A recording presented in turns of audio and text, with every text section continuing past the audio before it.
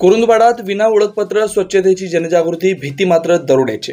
शुक्रवारी कुरुंदवाड येथे भरदिवसा एका अपार्टमेंटमध्ये धाडसी चोरी झाल्यानं नागरिकांमध्ये भीतीचं वातावरण पसरलं असतानाच कुरुंदवाड नगर परिषदेने स्वच्छ सर्वेक्षणाची जनजागृती सांगली जिल्ह्यातल्या एका कंपनीच्या माध्यमातून करत असून स्वच्छ सर्वेक्षण करणाऱ्या व्यक्तींच्या गळ्यात ओळखपत्र नसल्यानं या नवख्या व्यक्तींच्या बाबत नागरिकात भीती व्यक्त होते।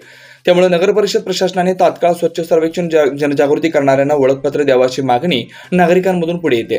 नगर परिषदेकडून शहर स्वच्छ राहावं यासाठी सांगली जिल्ह्यातील विटा येथील एका कंपनीकडून स्वच्छतेबाबत जनजागृती करण्यात येते। शनिवारी दिवसभर सर्वेक्षण सुरू होतं।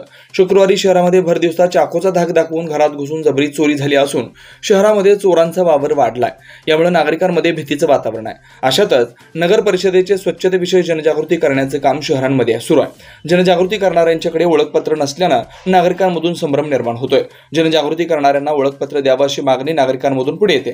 दरम्यान विटा येथील दिव्य स्वप्न फाउंडेशन कडून स्वच्छतेबाबत जनजागृती करण्यात येत असून दिव्य स्वप्न फाउंडेशनच्या कार्यकर्त्यांना ओळखपत्र दिलंय। शनिवारी पहिला दिवस असल्यानं बहुतेक कार्यकर्त्यांनी ओळखपत्र घातलेलं नसून सोमवारपासून ओळखपत्र घालूनच जनजागृती करतील असं आरोग्य व पाणीपुरवठा अधिकारी प्रदीप कुमार बोरगे यांनी सांगितलंय।